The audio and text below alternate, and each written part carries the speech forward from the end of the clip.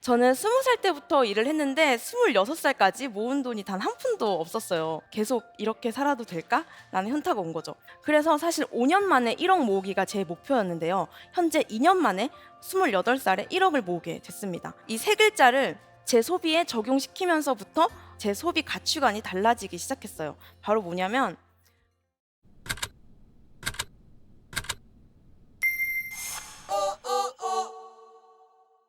틈만 나면 뭐 하세요? 도심 속 루프탑에서 나만의 취향을 찾아보세요.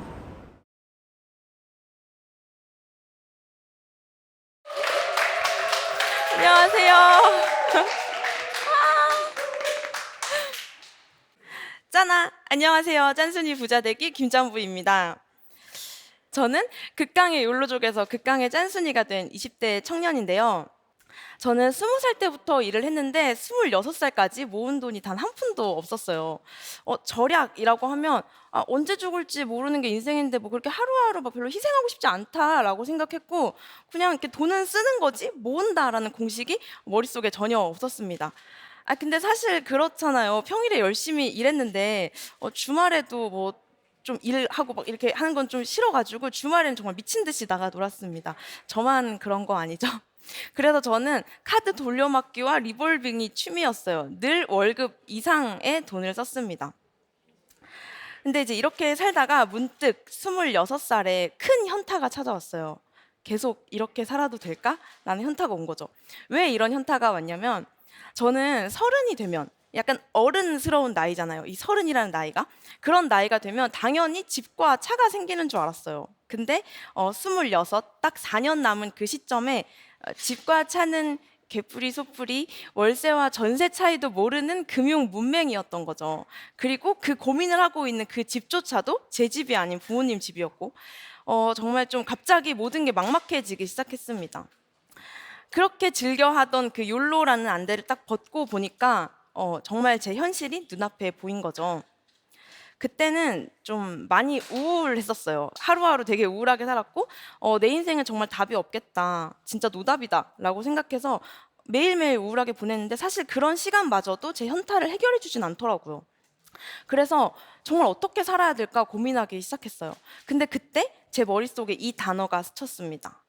바로 돈 목표예요. 오늘 강의 주제이기도 한데요. 사실 생각해보면 그렇잖아요. 어렸을 때부터 공부 열심히 해라. 좋은 직장 가라. 이런 식으로 공부 목표, 취업 목표는 세우는데 왜 한 번도 돈 목표는 안 세웠을까? 이게 의문인 거예요. 내가 살고 있는 이 사회는 자본주의 사회인데 한 번도 자본에 대해서 진지하게 고민해 본 적이 없는 거죠. 왜 내 주변 사람들은 야, 돈돈돈 거리지 마 라는 말만 하고 왜 학교에서는 돈에 대해서 알려주지 않지? 막 이런 다양한 의문이 들었는데 저는 막 뭐 대단한 혁명을 일으킬 생각은 없었고요. 그저 정말 죽어가는 내 통장을 살릴 방법만 생각을 했었어야 됐습니다. 그래서 저는 제 인생의 첫 돈 목표를 그때 세웠어요. 더도 말고 덜도 말고 1억을 모아보자라는 돈 목표였습니다. 제가 앞에서 전 정말 극강의 욜로족이었습니다 라고 소개를 했는데요. 제 욜로족 시절 얘기를 잠깐 해보려고 해요. 여러분 연쇄 소비라고 들어보셨나요? 제가 한때 좀 잘 나가는 연쇄 소비범이었는데요. 30만 원어치의 그 네일 아트 회원권, 손톱 꾸미는 거, 그 회원권을 이제 등록을 하고 5주에 한 번씩 이 네일 아트 디자인을 바꿨습니다. 근데 이렇게 화려하게 네일 아트 디자인을 하니까 손가락이 너무 비어 보이는 거예요. 그래서 레이어드를 할 반지를 여러 개를 삽니다. 그러니까 또 손목이 비어 보이는 거예요. 그래서 또 손목 시계도 삽니다. 그리고 끝이 아니에요. 이 네일 아트 디자인과 어울리는 옷을 사러 갑니다. 이게 좀 약간 매칭이 좀 되게끔. 근데 이렇게 꾸몄는데 집에 있으면 억울하잖아요. 저는 거울하고 인사하려고 이렇게 꾸민 게 아니거든요. 그래서 정말 미친 듯이 나가 놀았습니다. 친구들과 약속을 잡고 또 나가서 놀고 또 술 마시고 또 술에 취해가지고 야 내가 살게 이러면서 또 카드를 긁어대고 그런 거죠. 그리고 또 술에 취했으니까 야 의리 이러면서 또 다음 만남을 기약하고 또 다음 만남에서 입을 그 옷을 골라요. 진짜 끝이 없죠. 그런 모임에 나가다 보면요. 어쩜 그렇게 명품들이 많은지. 그런 모임만 나갔다 오면 20대가 뭐 쓰기 좋은 명품백, 20대가 뭐 신기 좋은 신발 막 이런 것들을 제가 검색하고 있더라고요. 근데 명품백을 사기엔 제 월급이 너무 한정적인 거예요. 그래서 일단 가볍게 시작하자라는 생각으로 50만 원짜리 크로마츠 반지부터 시작을 했습니다.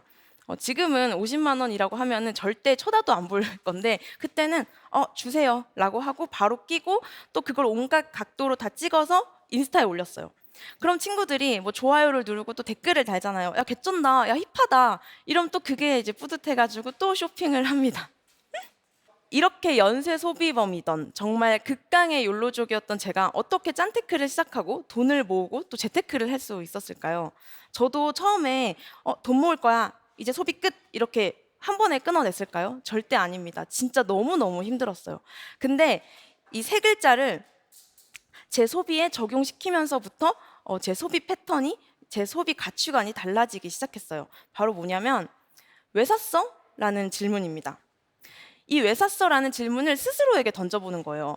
남이 나한테 야 그거 왜 샀어? 라고 하면 네가 뭔데? 라는 마음이 들잖아요. 근데 이거를 스스로 묻고 스스로 대답을 하는 거죠.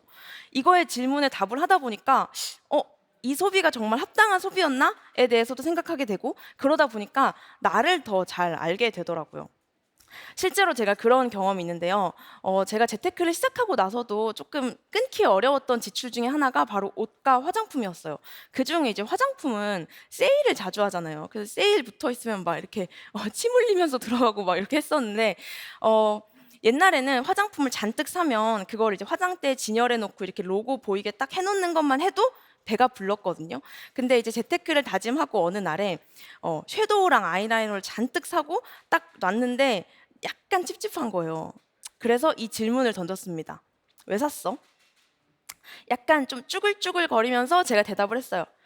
이 색은 없었어. 근데 통장 요정이 지지 않고 받아치죠.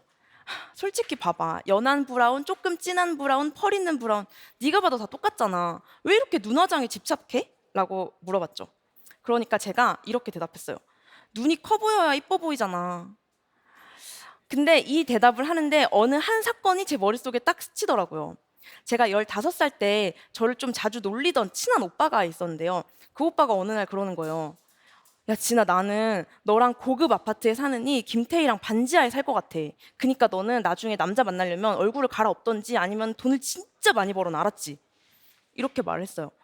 지금 생각해보면 정말 김태희 배우님은 무슨 죄인가 싶은데요. 아무튼 저는 그때 그 말이 좀 상처가 됐나 봐요. 자꾸 울컥울컥 하더라고요. 근데 그 오빠가 아닌 저를 꾸짖었습니다. 야, 여기서 지금 울면은 분위기 완전 깨지거든. 야, 울지 마, 울지 마. 빨리 하품하는 척해. 막 이렇게 한 거예요. 그래서 막 이렇게 하품하는 척을 하면서 뭐래? 이렇게 말을 했어요. 그리고 정말 웃기게도 저는 그날부터 화장에 관심을 갖기 시작했습니다. 10년이 지나고 제 눈앞에 있는 수많은 아이라이너와 그 섀도우들을 보면서 이런 생각이 들더라고요. 10년 전의 나에게, 즉 15살의 나에게, 그리고 이 10년 동안 그 상처를 품고 산 나에게 필요한 건 눈이 커 보일 수 있는 이 화장품들이 아니라 나를 만져주는 그 시간이 필요했던 거 아닐까? 이런 생각이 들었어요. 그리고 정말 또 신기하게 저는 그날 이후부터 화장품에 대한 애착이 뚝 떨어졌습니다. 그날의 경험이 저한테 준 교훈은 정말 많은데요. 크게는 두 가지예요. 소비가 잠깐의 자신감을 채워줄 수는 있어도 자존감을 채워줄 수는 없다. 그리고 물건의 필요 여부보다 중요한 건 현재 나의 감정 상태이다. 기뻐서 사고, 우울해서 사고, 막 또 불안해서 사고. 우리는 되게 알게 모르게 우리의 이 수많은 감정들을 소비로 풀고 있는 것 같아요. 저 역시 그렇게 20대 절반을 보내다가 이 왜 샀어? 라는 질문을 통해서 소비가 해결해주지 못했던 정말 본질적인 문제들을 해결해 나갔던 것 같아요. 여러분, 지난주에 산 그 물건 왜 사셨나요? 이렇게 단지 돈 목표만 세웠을 뿐인데 저의 소비 가치관이 달라진 뿐더러 제 자존감까지 채워지는 게 저는 너무 신기했어요. 그래서 절약을 대하는 태도도 달라지더라고요.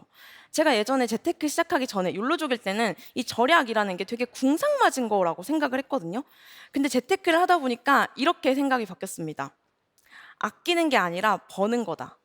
저는 이제 소비 기준도 굉장히 높아졌고 이 소비 통제 능력이 완전 만렙이 돼가지고요. 그냥 웬만한 물건을 봐도 별로 사고 싶지가 않아요. 옛날 같으면 이쁘네 사야지 라고 했을 텐데 지금은 나한테 필요한 거 아니야 이러면서 숭 지나치거든요. 그래서 전 더 이상 이 5만 원을 아낀 게 아니라 5만 원을 번다라고 생각이 되더라고요. 이런 저에게 누군가는 정신승리 진짜 최고다라고 말하기도 하고 티끌모아 티끌이야 라고 말하기도 해요. 근데 저는 당당하게 이렇게 말할 수 있습니다. 티끌을 모아본 사람만이 태산을 굴릴 수 있다고요. 제가 그 소비 통제 능력이 좀 생겼다고 말씀드렸잖아요. 그때 가장 도움됐던 게 바로 생필품의 기준을 높이는 건데요. 어떤 물건을 사기 전에 이 생필품의 기준을 높이기 위해서 세 가지 질문을 스스로에게 던지는 겁니다. 실제로 제가 이제 마트에 가다가 이 머리 브러쉬 해주는 샴푸할 때 이렇게 두피 마사지하는 두피 마사지기가 보이는 거예요. 그래서 자연스럽게 사고 싶다라고 생각을 했는데 딱 막았어요. 나 생필품 기준 높여야 되지 이러면서 첫 번째 질문을 던졌습니다. 정말 필요한 물건일까? 사실 이 질문만 해도 웬만한 지름시는 좀 이렇게 걸을 수 있는데요. 사실 좋지 않을까? 필요한 물건이지 않을까라는 생각이 들더라고요. 두피가 시원하면 뭐 두피도 건강해지고 머릿결도 좋아지지 않을까? 이런 생각으로 사는 게 아니라 두 번째 질문으로 넘어갑니다. 질리지 않고 쓸 수 있을까? 이건 조금 대답하기 애매하더라고요. 왜냐하면 질리는 건 알 수 없는 영역이잖아요. 미래에 내가 선택하는 거니까. 근데 그러기엔 과거의 내 행적들을 보니 좀 질릴 것 같은 거죠. 우리가 옷장을 열었을 때 진짜 옷이 많은데 옷이 없잖아요.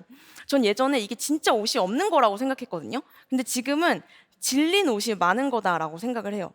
그리고 우리가 운동 열심히 해야지라고 생각하고 사는 그 러닝머신, 뭐 실내 사이클도 정말 질리지 않았다면 빨래 건조대가 되는 일은 없지 않을까요? 그래서 이거는 진짜 조금 대답하기가 애매하고 여기서 탈락되는 물건들이 굉장히 많았습니다. 근데 만약에 여기서 통과를 했다? 그럼 이제 세 번째 질문으로 넘어갑니다. 아파트 1평값을 할까? 이게 바로 그 잽잽 라이트 훅인데요. 사실 이거에서 정말 모든 물건이 탈락이 됐어요. 여러분, 제가 사는 지금 용인만 해도요, 아파트 1평값이 1,000만 원이 넘어가고 서울은 뭐 몇천만 원, 막 억대도 있죠. 근데 내가 그렇게 사놓고 안 써서 이렇게 한쪽에 처박아 두는 그 공간이 1평이 뭐예요? 진짜 몇 평을 차지하고 있는 거예요. 근데 걔네가 나한테 월세나 어떤 전세 보증금을 주냐? 아니잖아요. 그래서 저는 그때부터 돈을 두 번 쓰는 느낌이 들더라고요. 사느라 쓰고 또 질려서 그걸 한쪽에 놓으면 그 공간값을 하느라 사고. 그래서 그때부터 정말 소비 통과의 그 기준이 높아져서 제가 여태까지 해놨던 소비에 대한 만족도를 더 키우는 걸로 그걸 바꿨어요. 그래서 제가 그때 느낀 게 진짜 많은 물건이 있다고 해서 행복한 게 아니라 있는 물건을 잘 쓰면서 오는 행복감이 더 크다는 걸 깨닫게 됐습니다. 여기까지 얘기를 듣다 보면 뭐 그렇게까지 살아야 돼? 라는 생각이 드실 수도 있어요. 실제로 제 유튜브에서도 그런 댓글이 많습니다. 왜 저러고 사냐? 정말 20대는 그렇게 사는 거 아니다. 그렇게까지 살지 말아라. 그리고 아낄 시간에 더 벌 고민을 해라. 뭐 이런 댓글도 좀 많았어요. 근데 여러분, 저의 짠테크는 단순히 절약 저축에만 머물지 않았습니다. 소비를 통제하고 그 통제에서 돈을 모으고 또 돈에 대해서 고민하고 계속 공부하다 보니까 이걸 깨닫게 됐어요. 최고의 재테크는 내 몸값을 올리는 거다. 근데 제가 만약에 이 덜 쓰기라는 과정 없이 바로 더 벌기로 갔으면, 그래서 뭐 해야 돼? 뭐 스마트 스토어 해야 돼? 유튜브 해야 돼? 인스타그램 해야 돼? 막 이러다가 진짜 못 해먹겠다 이러고 쉽게 포기했을 것 같아요.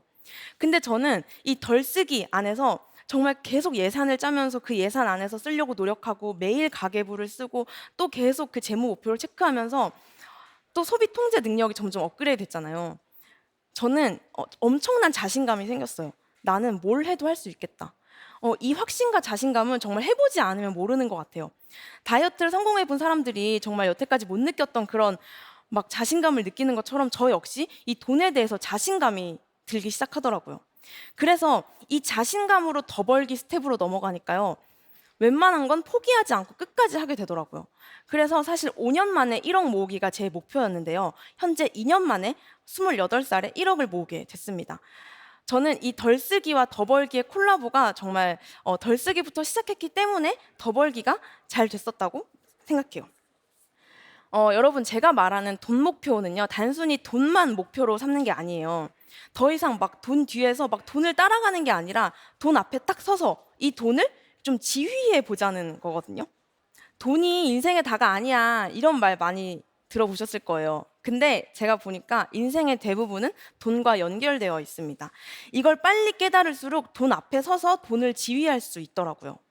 소비 통제권을 갖고 내가 내 돈의 주인이 돼서 이 재테크라는 멀게만 느껴지는 계단에 정말 한 스텝을 밟아보는 거, 이것부터 해보시면 어떨까요?